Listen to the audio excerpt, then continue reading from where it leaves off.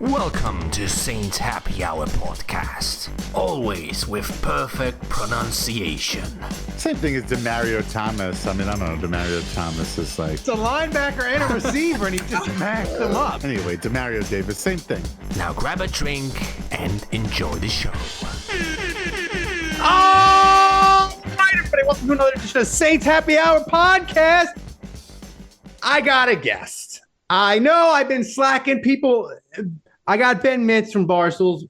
Mitzi, I said to him, who do you want as guests? And two names that people said consistently, we want Mitzi and we want Hold the Mayor. We want Devin from Red Beans guy. We want him. So I got you. We'll work on Devin. I can help you get Devin. Yeah. I can help you get Devin for sure. So that's the two that people wanted. So we got you. We usually talk to you about once a year, but hopefully our football teams will do better this year. Maybe we'll have you on more and we'll be excited. It'll be good. So, y'all know Ben Mintz. He's Barstool. He's everywhere. You've been doing, before we get to Saints and Ole Miss, you've had a wild month. You did the World Series of Poker. Before that, you did Omaha. Me and you tried to get together in Vegas. We couldn't. Are you okay? I feel like they were working you. You were going 1,000 miles an hour. We were all rooting for you at the World Series of Poker. How are you? Are you like on recovery? Are you in break? How are you doing? Well, I'm doing well. What was funny about this year was I actually did a thing where I committed in December to just this year. I've been just really focusing on my job at Barstool and my health. And so I came down there Super Bowl week in NOLA, which was unbelievable. But this is the first year I sat out Mardi Gras, Jazz Fest, and Hawks for the Cause for the first time in forever. Because I was just to go on those New Orleans trips, if you're serious about the health thing, no, it's tough. So, but I knew that by doing that and taking it easy during the year, that I was setting up a huge summer, and it's been wide open since mid-May. I went to Charleston for a wedding. I did the Ole Miss NCAA regional for the tournament, and then I did Omaha. And I originally was supposed to go to Omaha for 3 days. We had a Barstool Golf Classic that I was working, and then LSU got hot. Next thing I know, Raising Cane's is sending T-Bob and me to the championship series. So I thought I was going to be there 3 days. I ended up being there 8, and then I came back to Chicago for like 36 hours, and then I flew to Vegas for World Series of Poker for two full weeks. I know. Yeah. So we get 4th of July week off every year, which is awesome. I mean, that's one of the coolest things about this company. And so I get to go out there and play the World Series every summer. Had a lot of fun out there. Man, I gave him hell in that main event. I hate that. I busted like day 3 around 10 or 11 p.m., missed the money by like 200 spots, but definitely, proud of the effort for a, washed up 42-year-old ex-pro. I definitely showed him. I still had some game. Got to say, I felt like it was riveting. You were doing a great job of doing the content. I didn't like the fact that Barstool did you wrong and they did the AI with the default and aces. I didn't appreciate that. If anybody saw it, it's hysterical. And for like a split second, I was like, is that real? But it wasn't. I thought you were going to get there. I did too. I always wanted to play poker, but my mind doesn't work that way. And I had a really good friend in California that he used to play, and he used to say, I was always like, when you play poker, like what drives you the worst? What makes you, what hands do you just remember? And he's like, I don't remember the hands that like, if I had good cards and the cards beat me, I don't remember that. He's like, he tells me all these times of like when he had a good hand and he felt like he botched it and he felt like he didn't play it right. What for poker, which ones do you remember the most that aren't the wins? Which ones or tell me a great winning poker story and a one that losing that sticks with you. Well, this is fun because I can relate it to the Saints. So when I was younger, I played poker for a living from 2006 to 2014, and I actually lived in New Orleans, kind of in the old Soleil apartment complex, like right off Chop, and so I could get to Harrah's in like 4 minutes. And so I lived there and played online and used to play at Harrah's New Orleans, now at Caesars, all the time. But the thing that really taught me about poker was a mindset thing. When I was young, I was like a total hothead. And when I'd like take a bad beat or get unlucky, I'd just get really pissed off and just didn't handle it well. And I actually read Drew Brees' book, Coming Back Stronger, and he had a whole chapter in his book about not wasting your brain power or time worrying about stuff that you don't have control over. And a lot of those bad beats and stuff, like you get your money in with the best hand, that's all you can do. And if you get unlucky, you get unlucky. You don't need to spend time getting pissed off about it. And I guess he probably related that in 2014 through 16 when he was breaking every NFL record and the defense couldn't stop anybody. And he just like tried to not get mad about it. But that really helped me because now, like, if I take a bad beat or whatever, I just like handle it well. But what does bother me is like what you said. If I make a mistake in a hand, like I make a personal mistake, like I should have bluffed the river, or I fold when they show me a bluff. When I make a mistake that I can control, that's when I get pissed off because that's in my control. But if it's out of my hands, I try to just let go and let God and like try not to worry about it. But I will say, this main event hand, I know you got people that kind of know poker, but I can break this down to not too technical. But my main event bust hand, I had like ace queen of clubs, which is like a top 10 hand, but like not like a top 3 hand. And I raised like 11,000. And this guy, it was this old redneck from Georgia. He was like 61. Well, he was the worst player at the table by far. I had a table with a bunch of pros, and this dude was just, he'd had like 300,000 chips, and he was getting just destroyed at this table. And so he kind of was over it, and he was just going all in all the time because you could tell he was just over it. So I make it 11,000, and he goes all in for like 130,000, which is a huge re-raise. And most of the time I'm going to fold ace queen here. But I was thinking about it, and I was just like, look, this dude's already done this and shown king 9, king jack, and 5s. Like ace queen's definitely got most of the stuff he's shoving crushed. And I was like, basically, there's a saying in poker. It's like if you want to be able to hunt the bear, you got to pull the trigger. You can't be scared. And I knew this guy was the mark at the table. And I was like, if I don't get this guy's chips, somebody else will. So I got to go for it in this hand. And if this ace queen wins, I'm going to have 300 and something thousand, and I'm going to be really rolling near the money. And like ultimately, I mean, of course you want to cash in the main event. It's $15,000. But like, I don't want to say that. It's like, well, cash for 15K wouldn't have changed my life. Playing for 10 million does. And so I was like, I got to go for it. And so I thought about it for 4 minutes, called. He has pocket 6s, so it's a 50-50 flip, but he doesn't, that kind of shows he's shoving a lot of hands. And it comes out queen 9-7 flop. And I'm like, hell yeah, like, let's go. That's right. Well, the turn comes an 8. So now it's queen 9-8-7. And he has 6s, so he has a straight draw.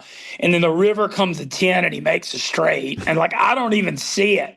And he goes straight. Yeah. And I like just got up, walked around. I like thought I was like walking into walls at the World Series. I mean, I was definitely just kind of like more shocked than upset. I was like, there's just no effing way that just happened. But when the money went in, it was a 50-50 coin flip, so you can't dwell on it.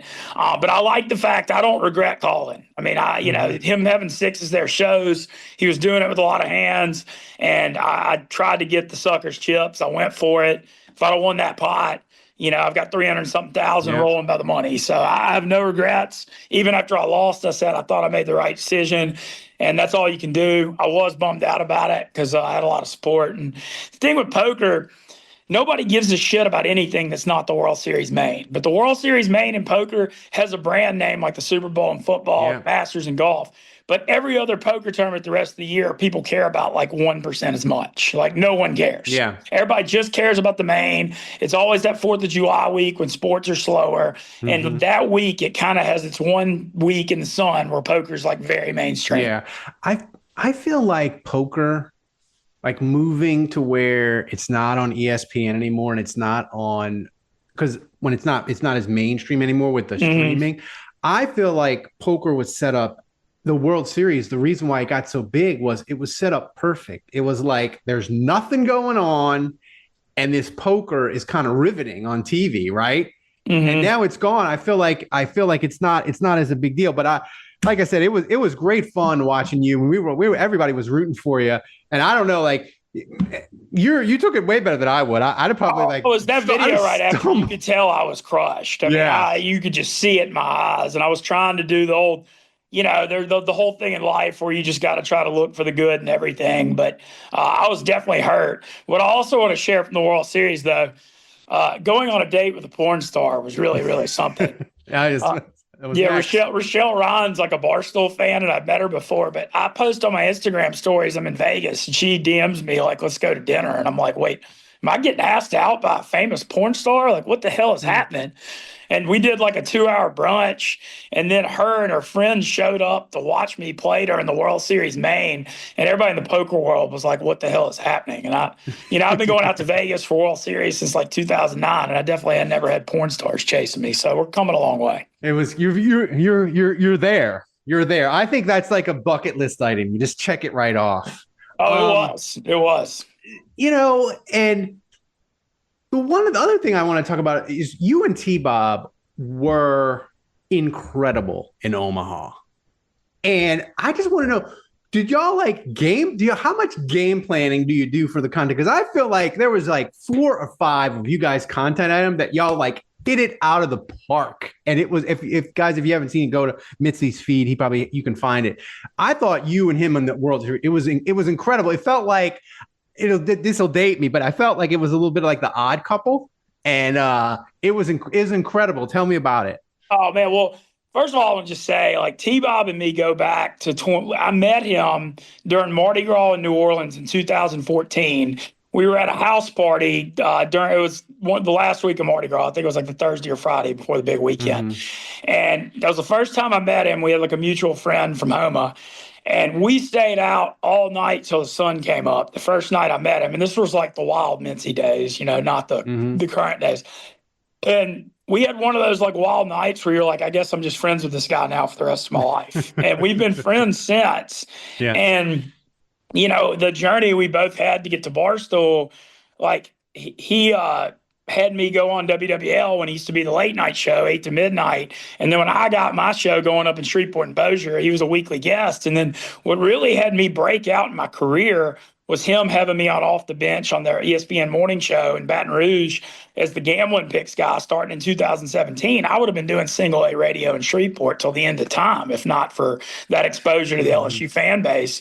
And that eventually led me to getting hired by ESPN Baton Rouge. And then when I got hired by Barstool, the video that got me hired, Dave Portnoy and Big Cat saw it because T-Bob retweeted the video. Yeah. So it was like T-Bob had such a role in my elevation and in my career. And then when I talked to him and heard, a few weeks before he got hired that it was happening, and I was talking to him on the phone, I literally almost started crying because I was like, this is so full circle. The journey we've been on together, and now 5 years later, he gets to come up here. And so he's one of my favorite people on earth, and nobody's happier that he's up here than me. And, it kind of felt like that Omaha thing, getting to do that with him for Canes in Omaha was like 12 years in the making. It was kind of like a full circle deal. And shout out to Todd Graves and Canes for sending us. And as far as the Omaha content, none of it was really scripted. It was really funny when we were riding around on that massive Mike the Tiger. Like we basically had our own Mardi Gras parade on the streets of Omaha. That was super, super fun. And, I have such I could write a book about my relationship with LSU because it's so complicated and deep. And so it's really fun, and because of ESPN Baton Rouge, and my dad went there, and I grew up going to games down there in Death Valley. And I'll just tell the truth. I grew up, I'm a college baseball fan because of those Skip Bertman teams in the 90s. And so, seeing Skip on the field in the wheelchair at 87 years old with the team after they won the title, and I got to interview him the week before. That was unbelievable. And that's something I'll never forget. And it was, I let T-Bob do the LSU thing going crazy. And I kind of just sat in the background and smirked a lot. And, it was, but it was a very, very special week. And, that LSU baseball program, man, they don't call it the powerhouse for nothing.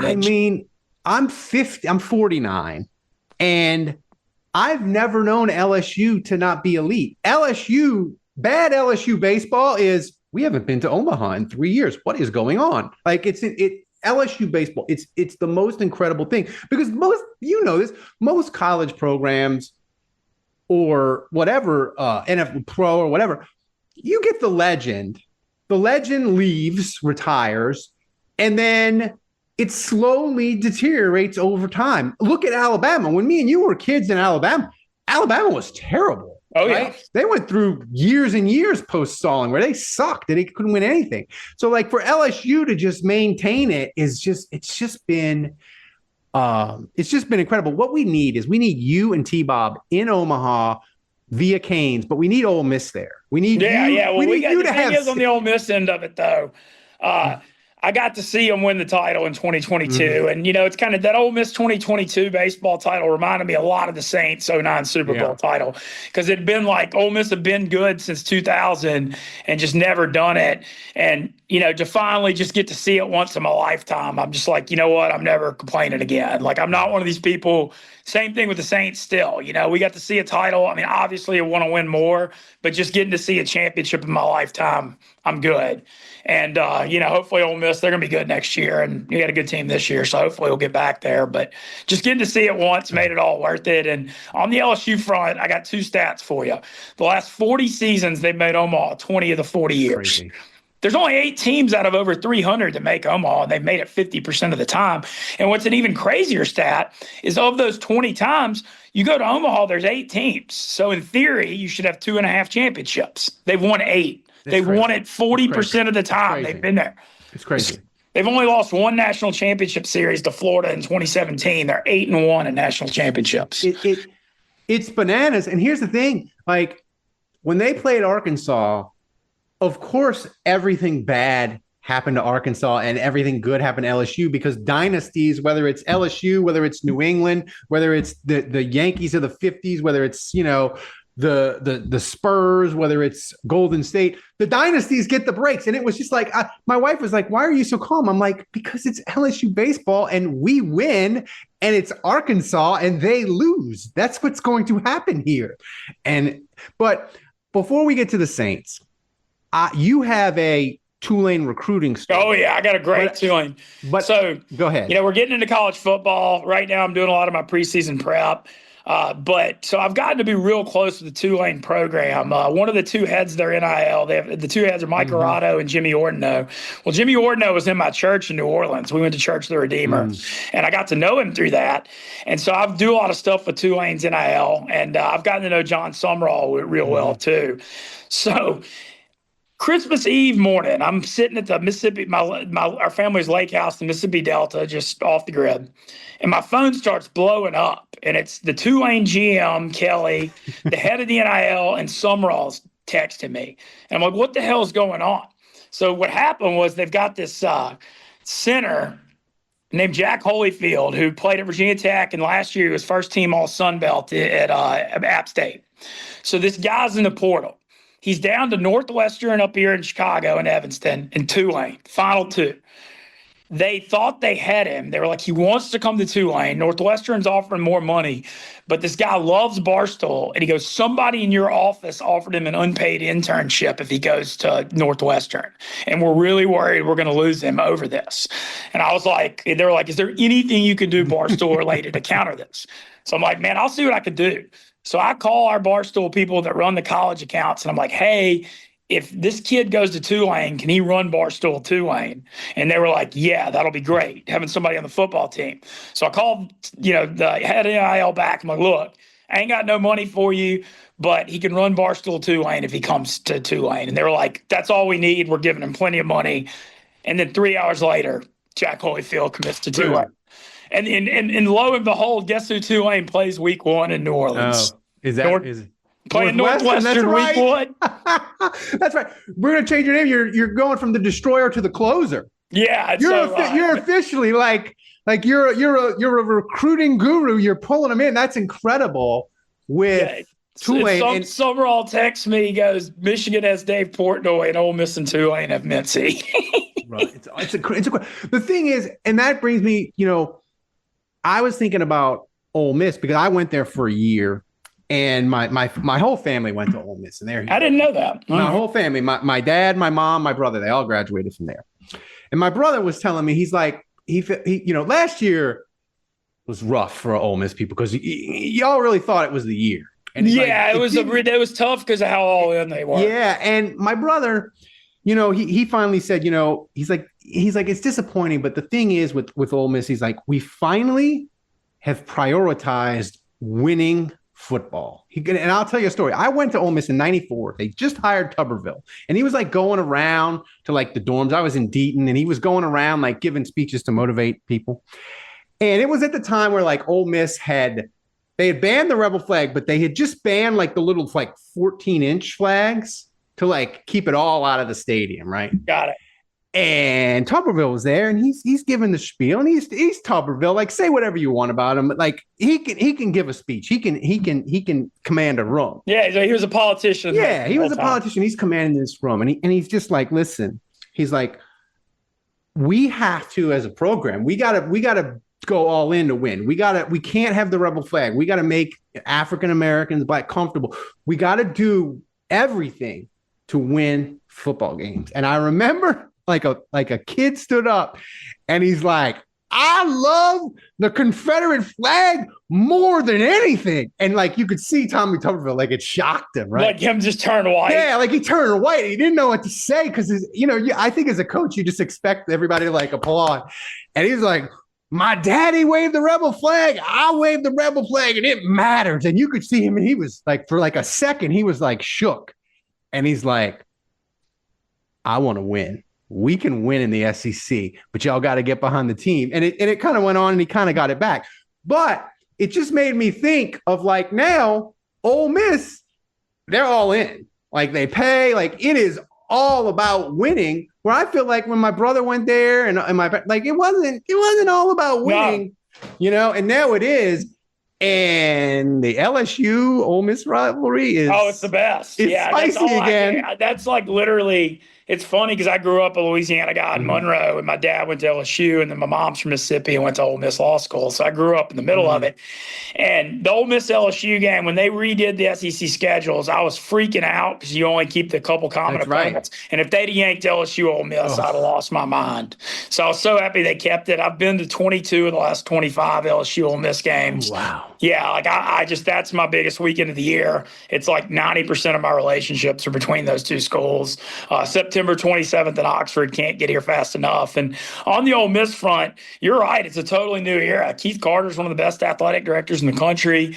He gets Ole Miss too because he's an Ole Miss guy, played basketball. But the biggest thing is the NIL era. Walker Jones, who runs that Grove Collective, used to work for Jimmy Sexton. And man, Ole Miss has been at the forefront of the NIL the whole time. And that's why they've gotten so good is they were a year or two in front on the paying players and being organized. And, and then Lane Kiffin, the brand they have now with Lane and the Grove. And that what's crazy too is, you used to go and you say, okay, the Grove's fun, Oxford's fun, the stadium's like whatever. But now that stadium rocks. It's 66,000. They got light shows and drones and speakers.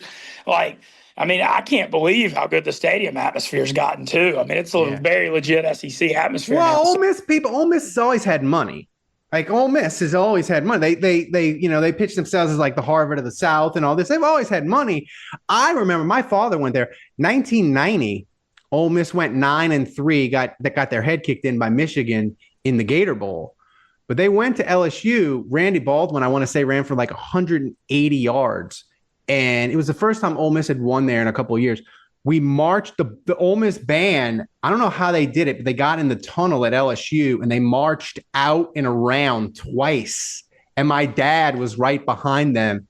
My dad loved beating LSU. Like in anything. No, like literally, like I'm one of those people that like if you beat LSU, that counts as like 8 wins to me in season. I mean, literally, like there's just nothing I want more than to beat LSU. And just those Ole Miss LSU games, it being, now that Ole Miss has gotten good again and now the rivalry's back. And you look at like the last 2 years, that 55-49 game where Jaden Daniels had like 700 yards and they still lost. And then last year, Ole Miss gave it away in overtime.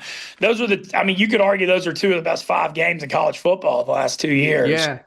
I mean, the thing about it is with Ole Miss, I feel like my family might be not the best representation of it because they're from Louisiana, but I feel like there's a part of Ole Miss people that they'll never quite acknowledge it, but LSU is the one that matters more. Matters more than State. It matters more than like LSU is the one they really want because beating State matters in Mississippi. It's like my brother used to say, beating state matters in the state of Mississippi.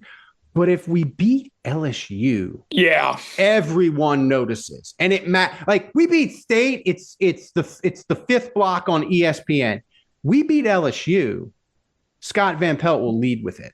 And it matters. So I also think there's a thing now, a big part of Ole Miss has grown. You're looking at the state of Mississippi has 2 million people in it. You have 3 major universities, the Ole Miss, Mississippi State, and Southern Miss. So Ole Miss has grown. Ole Miss is over 50% out of state now. And so all the people that grew up in Mississippi are way more into that Egg Bowl. But, man, over half the school now is not from Mississippi. So they're not as into that. And what Ole Miss has done is they've done a great job with like nobody being able to get into Georgia or Tennessee or Texas A&M. You're just poaching Atlanta people and Nashville people and Houston and Dallas people, a lot of wealthy families that have money that want their kids to have a good college experience. They're going to Ole Miss instead of going to local schools when they can't get into Tennessee or Georgia or Texas A&M. Well, the thing about Ole Miss is the campus is just, as a person that went there, it wasn't for me. I graduated LSU. It's incredible. And I could see why people that are wealthy would love it because it has the feel of a like small exclusive college because it's easy to walk and all this stuff. Oh, yeah. So, I mean, is Deaton Hall still there? Or did they knock it? Yeah, Deaton's still there. Oxford, man, it's blown up though. They had like 6,500 in their freshman class last year. Back when I enrolled at Ole Miss, there's like 10 or 12,000 total. So they're having to put up new dorms, and like Oxford, it's crazy how much it's blown up in the last 10 or 15 years. I mean, if you go back, you won't even recognize it. It's got no. And now you can go out on Sundays, and they've gotten rid of some of the archaic alcohol laws and. I mean, it's crazy what Oxford's done. And, I make it back once every probably 2 or 3 times a year, but I'll be there for LSU, and I already can't wait.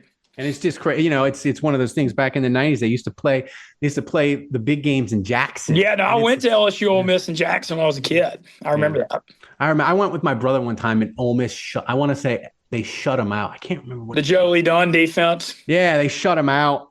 Because that was LSU in the 90s was just trending. Yeah. Curly Hallman, and then DiNardo. Yeah. So I grew up like going to LSU games when they sucked. And then right when I went to Ole Miss, Saban the first year won the SEC championship, and then they won titles. Yeah. I mean, it was Billy Brewer, Jolie Dunn, and then Tuberville was the 3 in the 90s. But speaking of train wrecks, now we transition to the Saints. Okay, yeah, there's a lot to say here. And here's my feeling with the Saints is that I don't mind that national media has said that they're going to be terrible because you look at them and you're like, if you're being objective, it's going to be a struggle. My thing though, Mitzi, is I feel like the national media hasn't paid attention at all. Like every week I'm fighting with a national media person that like still thinks they're in cap hell, still thinks they're old. I'm like, the Saints cap problems are cured. They didn't trade away their draft picks. And they're like, they need to rebuild. I'm like, what do you think they're doing? Yeah. And listen, I get it. When you're in a small market and you're not winning, like the Saints, the national media is not going to care until they start winning. But like, as you look at the Saints this year, over under 4.5, what's your like instinct tell you? Well, okay, I'm going to first focus on the positives, and you mentioned a lot of them. I think the offseason was awesome. Look, this team doesn't have like big desires this year. Kicked the can, so kept trying to win the South with Derek Carr and Dennis Allen, and kept kicking it over.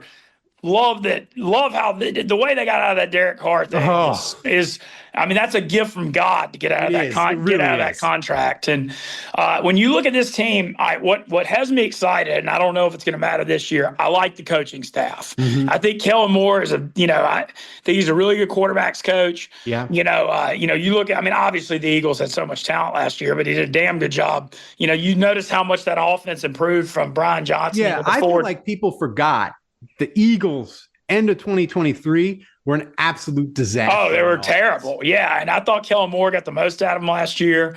And then I like a lot of the staff he hired. Brandon Staley, Super Bowl winning defensive coordinator for the Rams. I know he wasn't the best head coach for the Chargers, but he's a damn good defensive coordinator. Yep. I like him hiring Doug Nussmeier, who was the Eagles quarterback coach. That's a great fit. And I know Doug's going to be happy to be able to go see his son play on Saturday nights.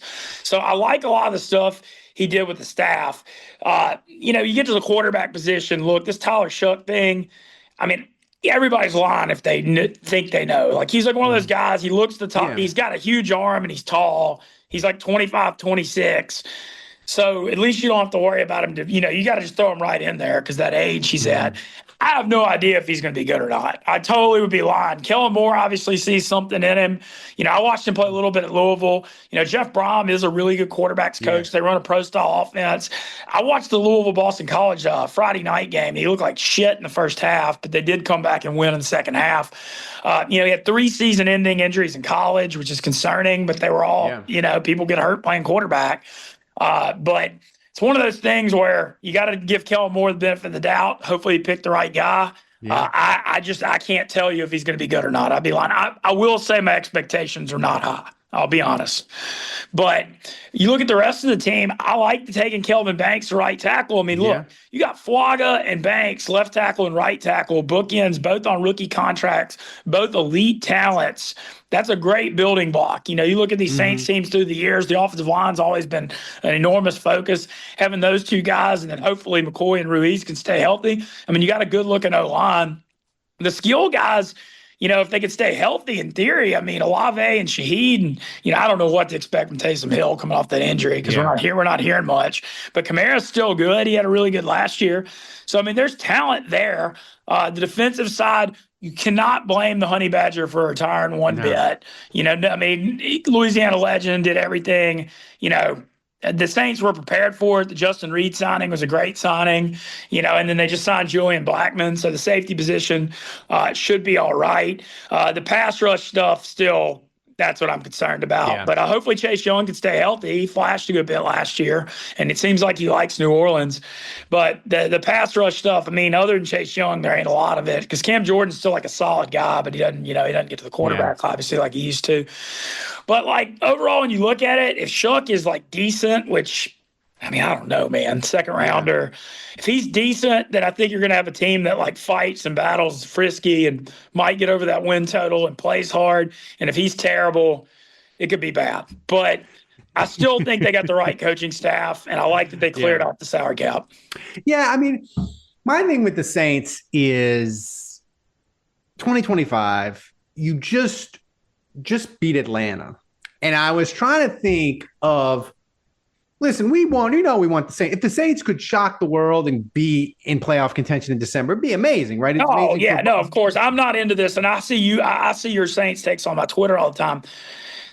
I'm not into tanking. Dude. You're talking about NFL players that are fighting. You know how hard it is to stay in that league? Exactly. How do you tell them to not try? No, screw that. And plus, you also need to build a winning culture. Even if you go 6-11 or 7-10 and you fight, that still sets you up to become successful down the line.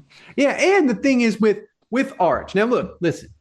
If the Saints are terrible come Thanksgiving, and we get the feeling that Arch is good, and he's what people think he can be, and he's coming out, I'll drive the tank. Me and you can co-drive the tank if we get to Thanksgiving and the Saints are bad and we know Arch is coming out and he's good. But right now, I'm not going to do that. The thing with the Saints is I was trying to think, Mitzi, what's the funniest outcome for the 2025 Saints? And I was thinking it would be the Saints playing the Falcons for some kind of stakes at the end of the year. Maybe beating them to cost them the playoffs. Beating them to cost them the playoffs. That would be funny if all they have to do is beat the Saints and get in the playoffs and Saints and they lose. It'd also be funny though if the Saints and the Falcons are playing and the winner doesn't get the number 1 pick. Yeah, that Atlanta does not have because they traded it away. That would be high comedy. You know what? That would be really difficult for me, Mitzi, because if you told me Arch is coming out, he's really good, but to get Arch, You have to lose to the Falcons. You have to lose to the I Falcons. still don't know if I could lose. It's like just not in my bloodline. Like if you're a true Saints fan, you can't lose. You can't try to lose to the Falcons. You just can't do it. You can't. It's that dirty South rivalry. But I'll go ahead and one thing on the Arch thing. I've got some intel on that, and I interviewed Cooper, and I know Cooper's dad. Man, he's planning to play 2 years. I mean, like if he wins the Heisman and they win the national title, maybe it changes. But you're looking at a situation here where the Mannings have always been patient. Eli redshirted and sat behind Romero Miller. Peyton and Eli both played through their senior years. And let's also keep in mind in this NIL era, Arch is making more than the number one pick in the NFL right now. He's making $8 to $10 million. Yes. So he's not in a hurry. So, maybe if he wins the Heisman and wins the title and the Saints have the one pick, maybe. But, man, everything I'm hearing is Arch's 2 years at Texas. So I'm trying to not bind that. The Garrett Nussmeier thing's interesting with Doug being on staff. That's something to watch too. Yeah, and I'll say this. Like, you mentioned NIL era, but I'll just say this. I live in Houston. I've been to Austin multiple times. I've been to the campus. If I was 20 years old, I would want to stay in Austin as long as humanly possible, especially if I was making $10 million plus. Like, I just think people, like you say, are vastly overthinking it about Arch. And I think he's gonna stay. So it's another reason not to tank. Yeah, there's just no real logical reason to think he's coming out after this year. The Mannings are always patient. He's making a ton of money. Coop, they're all saying he's playing 2 years. I mean, I'm just going to take them at their word. Granted, if the Saints did get the one pick, I don't know where they are on that, but maybe that would change the logic. But I couldn't, I tried to ask, but I can't get a direct answer out of him on that. Mintzy, when I still gamble a good bit on football, and the thing that I try to locate, and I don't know how much research you've done. I've started this week. Like I'm a big believer in you win in football gambling in August. Like studying college, especially with all the transfer portals. The money is won if you put in the time preseason and the rosters and the coordinators. Yeah. When I used to gamble heavily before I had a child, I would do a ton of research, and I would always try to look for the worst 3 college teams I can find. And the year I made the most money, Kansas. In the last, I would just like, I'll bet again. I don't care. They're getting 40. They're terrible. And Syracuse was another time when they were. Yeah. Those are both good. Really bad. Is there anything you're seeing in either in college or NFL where you're like, man, not that you are 100% certain yet, but is there a team that you're looking at and you're like, that team is potentially a disaster? Well, Virginia and the ACC looks like a train wreck. They lost. The portal killed them. They're not spending money on football. They got Bennett from Clemson. I mean, he's in his last year on the way out. So the Virginia one's one I'm looking at. That'll make Andrew Juge, my co-host, very happy because he lives in Charlottesville, but he hates the University of. Well, yeah, they're just like focusing on other stuff. I don't know. They just hired Odom in basketball, and it just seems like they don't really care about football. So they're going to be horrible. SEC wise, I mean, I don't think they'll be as bad as last year, but the Mississippi State thing's still going to keep being bad because they don't have the NIL money, and I don't think Blake Shapen's a good quarterback. But you could make an argument a lot of the rest of the SEC is going to be pretty good. I'll tell you a team that, they're not like horrible, and they beat Ole Miss last year, but I feel like Kentucky's really trending bad right now. I don't feel like there's any direction. They took Zach Calzada quarterback. He sucks. He's on his third school. Like, I feel like, I'll just make a bold call in here. I think John Summerall is going to end up being the Kentucky coach in the next year or two. He's a Kentucky guy. He's a Kentucky guy. He had that job when Stoops was going to A&M. And I hope he stays at Tulane forever. I love Tulane, but I feel like it just feels like things are headed the wrong way. I'll tell you a funny story about the Ole Miss. I don't want to bring back bad memories, Mitzi, but I'll tell you a funny story from the Ole Miss Kentucky game last year. Ugh. So I'm watching it, and they lose, and I call my brother, and because my brother, Ole Miss guy, his husband answers, and I say, Jay. I say, where's Jay? His husband goes, he's sitting in the pool I think someone died.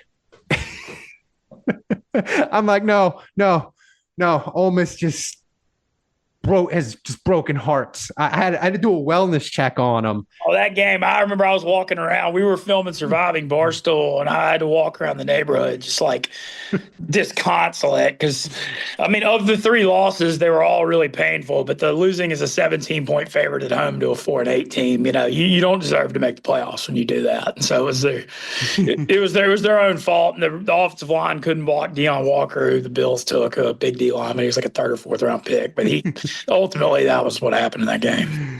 No, and my wife does the same thing. She'll like the Saints will lose, and she'll be like, "Are you okay?" I'm like, "I'm not. I'm not. I'm gonna have to go for a walk. I'm gonna take Max. We're gonna go to the lake, and we're gonna fish." I got because some of the Saints, the last real loss that really just ripped out my soul. That Bucks 2020 playoffs. The Bucks 2020 that one gutted me because you knew it was the end, and they were up 20-10, and they were driving when Cook fumbled in the 3rd.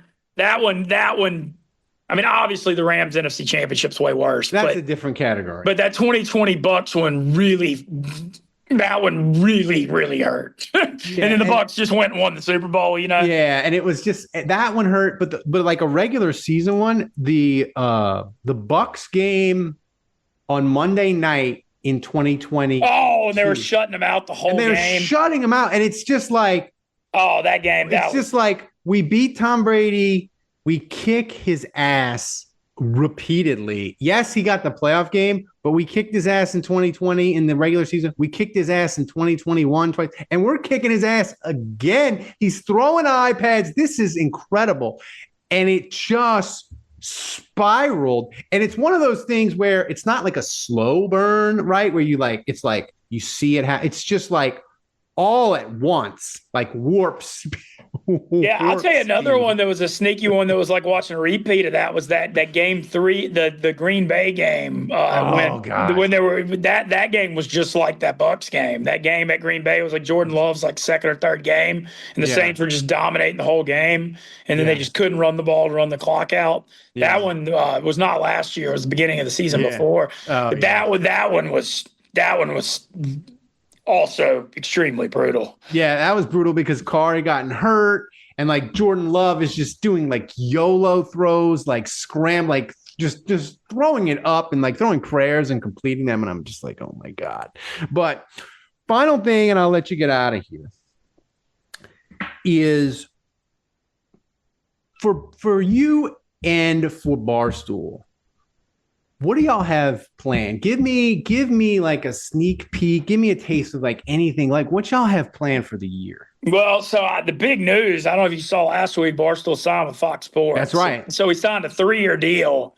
But that's going to change a lot of stuff up here as far as our football programming. I mean, it's a huge benefit to the company, so I'm thrilled about it. It's not going to help our SEC coverage because part of that deal is Dave Portnoy's on the Big Noon Kickoff, which is always the Big Ten game. So the Barstool College Football Show is going to be going to 6 of those Big Noon games. So the football show is going to be part of the Big Ten. So I'm glad we got to do Georgia Ole Miss last year because that won't happen again. But Dave being on the Big Noon, and then we're going to have a show from the Barstool office on FS1 from 8 to 10 a.m. Mondays to Fridays. Dave's going to host it on Mondays. It sounds like it's going to be Big Cat 1 or 2 days, but it sounds like all of us are going to be involved in it. It's going to be like an all hands on deck thing. So I think my guess would mean I'm a side character on it a little bit. But I think that's great news for the company. I think our values align pretty well with Fox, whereas they didn't with ESPN. So I think that's tremendous news for us. And our partnership with DraftKings is obviously huge. And then, we got our Canes relationship's great. We're doing really, really well up here. But like I said, the Big Ten football content's going to kind of dominate it off this deal. I will say that's something with it. But as far as this fall goes, I mean, I'm just super excited. Man. All the DraftKings gambling stuff. I'll be at Ole Miss LSU. I think I'm going to Ole Miss Kentucky. Because I've got something big media-wise lined up. I'm going to my first ever game at Notre Dame, September 13th, Texas A&M at Notre Dame. Just, bucket list. See a game at Notre Dame before it gets cold. Incredible. Yeah. I'm big buddies with Billy Marucci, the King Aggie. So I'm going to he hit me up about it. And if he's got a ticket for me, I'll get on a train for an hour and a half. But that's kind of also New Orleans wise, a couple things to mention. I'm coming down there Labor Day weekend. I'm going to go to the Tulane Northwestern 11 a.m. opener. I'm hopefully going to chest bump Jack Holyfield on the field before his first game. And then they're actually Caesars / Harris bringing the World Series of Poker New Orleans back for the first time since COVID. The main event's that Labor Day weekend. So I'm going to come down there, play that, go to Tulane Northwestern. So that's my next New Orleans trip. And then the other thing I want to mention before I get out of here, I think LSU is going to be awesome this year. Okay. I'm buying in. I think their receiving core this year could be one of the maybe you don't have Chase and Jefferson, but man, Aaron Anderson looked awesome last year. Chris Hilton has a lot of speed, but he's been hurt a lot, but he came on at the end of the year. Nick Anderson transferred from Oklahoma. He had 10 touchdowns 2 years ago. He's a first-round talent. He was hurt last year. And then they got a guy to watch, Barian Brown from Kentucky, all-time SEC kick return touchdown leader. They hadn't had a quarterback that could throw a forward pass there the last 4 years. You got those 4 guys in that receiving core with Trey'Dez Green, who's like a 6'7" basketball freak athlete, tight end, I don't want to say he's Jimmy Graham, but he's like one of those matchup things. Their pass-catching weapons are on a level that are staggering. And with Nussmeier having experience, I think that LSU offense is going to be absurd, and I think they're going to win the SEC this year. I'm really big on this LSU this year. I think the next time we have you on in November, December, they're going to be talking about Nussmeier for the Heisman, but the NFL draft nerds are going to be saying, we don't know how good Nussmeier is because all he does is throw to receivers that are 10 yards wide open. I think LSU's offense is going to be I think it's going to be sick. I think it's going to be, you might not remember this, when Steve Spurrier first came into the SEC. Fun and gun. That was my childhood. The fun and gun, the dudes were just the SEC didn't know how to deal with it. And it was just dudes running wide open everywhere. And I think LSU is going to be like that. It's just going to be dudes running wide open for 12 weeks because they're all crazy fast. Well, yeah, the big thing with them is so they obviously lost, Will Campbell, number 4 overall pick, shout out Monroe, and they lost Emory Jones, who's NFL right tackle. But what I've been told by my LSU intel is they've been recruiting well on the O-line, and they didn't go hard at the portal, but they feel good about the talent. On hand, they just got to have a semblance of a running game because last year they didn't. And what happened with Nussmeier, he had more 3rd and 9 and 3rd and long. He got put in a lot of high leverage situations, and he threw off his back foot. He threw some picks. Still was really good. If they can have some kind of balance in the running game, and you don't even have to have a good running game. You're going to be running into 6-man and 5-man boxes all the time because they're guys. But if they can just have some kind of balance, and because on defense they finally got their collective and NIL stuff right. They went out and got Patrick Payton on the edge from Florida State. They got a 350-pound nose tackle, Virginia Tech. They got Virginia Tech and Florida corner. They got an all Big 12 safety from Houston, Whit Weeks and Harold Perkins both back. They finally got the dudes on defense again for the first time in the last few years that you're used to seeing LSU defenses have. So I really think they're going to be good. I don't know if they win the at Clemson week 1 game because Clemson's really good too. So I'm kind of looking for a spot where if LSU loses close to Clemson week 1, I'm hoping those SEC title LSU odds drop to 12 or 15-1, and I'm going to jump in off that 0-1 start, try to get the value. Well, Guy, thank you so much. We'll have to get together. I'm being New Orleans Labor Day weekend. And if you're there Labor Day weekend, if you're there Labor Day weekend, man, we should link up. Yeah, you want to join me on the Tulane sideline? I want to. My son is dying to get into the Glazer Club. He's 10. He's seen the pictures of the amazing food, and he needs to get in. So we're going there. And me and my son are going to Saints Cardinals the next week. So we got a football. Nice. We got a football bonanza plan. I cannot wait. Guy, I appreciate it so much for you hanging out with us. Guys, him. He's Barstool Mitzi. Find him anywhere on social. Just search Barstool Mitzi. You'll find him. Guy, thanks so much for joining us. Yeah. I can't thank you enough. Guys, thank you for supporting the show. Do me a solid. Subscribe to the Wake Up Mitzi YouTube channel. That's right.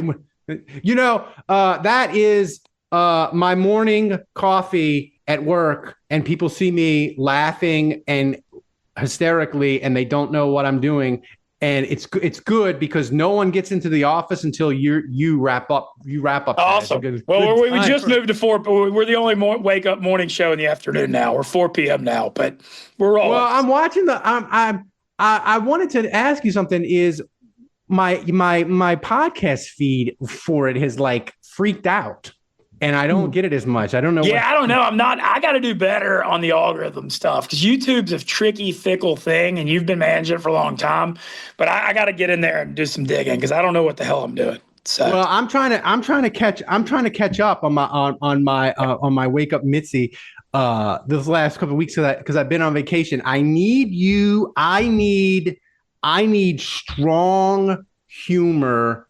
You know what I need? It needs to make my drive better. That's what I'm about, Mitzi, because I'm in Houston. You know, the traffic. I got Stu Feiner this afternoon, so that'll probably do it. That man, tell him that his crazy work. What did he said he had worked out like 30 something days. Yeah, he's on it, man. Well, Stu, I'll tell you the truth. Stu's my family at Barstow. We're really close, like legit. Like, I mean, talk about everything in life. And he ran the New York Marathon in 2017, and I'm doing Chicago on October 12th. And Stu's in my ear every day, checking on me. He's going to come here for the marathon, support it, be there at the finish line. I love Stu, and honestly, man, you know, I can get Stu on here if you want him on the Happy Hour podcast. Well, no, I just wanted you to thank him. I had fallen off the wagon of fitness in the summer, and I saw him saying, I think it was 32 days in a row. Yeah, he's on it right now in the pool. Well. And I was like, all right, if he can do it, then goddamn it, I'm getting back to it. And I'm back to the yoga and the stretching in my old ass. But, hell yeah. But, yeah, no, the Let's Get Hot 2025 is a real movement. I started. I was 258 January 2nd. And I'm 219 right now. Incredible. It's fitness, man. The older you get, the harder it is. Yeah, my thing. It's kind of like a life outlook thing, and you know, this is always something I've struggled with, and I just have to be all in on it. And if I do that, there are a lot of blessings that come with it. So yeah, I'm trying to. My goal was under 200, but like I'm trying to melt people's brains. I think it could be 185, 190. Dude, I got in shape a long time ago. You just have to there's something inside of you that just have to be like, I want to be in shape more than I want that delicious piece of food. Oh yeah, I'm 42 now, and I'm out here firing. I mean, I'm not afraid to say it. I'm out here firing at some younger women out here in Chicago. And, you know, I'm out here firing at the younger crowd. I got to be in good shape. And, I still want to have a family. And luckily, the beauty of being a guy is you can be 48. Dude, it ain't no thing. You just got to be hot and be able to attract younger women, you know? I will say this to you. I will say this to every man. I had a kid at freaking 40. It's never too late. It's never too late. Everybody's, oh, you're old. No, I was 40. I'm not allowed to say my wife's age because she'll have me murdered and dumped in a river somewhere. But it's never too late, Mitzi. And kids are freaking the bomb. Oh yeah, I want the whole. As you get older and figure it out, I want the full human experience. And being a parent is a big part of that. Right. But we're going to get there. I'm not too concerned. We just got to stay on this health kick. That's right. So thank you so much for joining us. And guys, thank you for supporting the show and hanging out with us. Until next time, the bar is closed.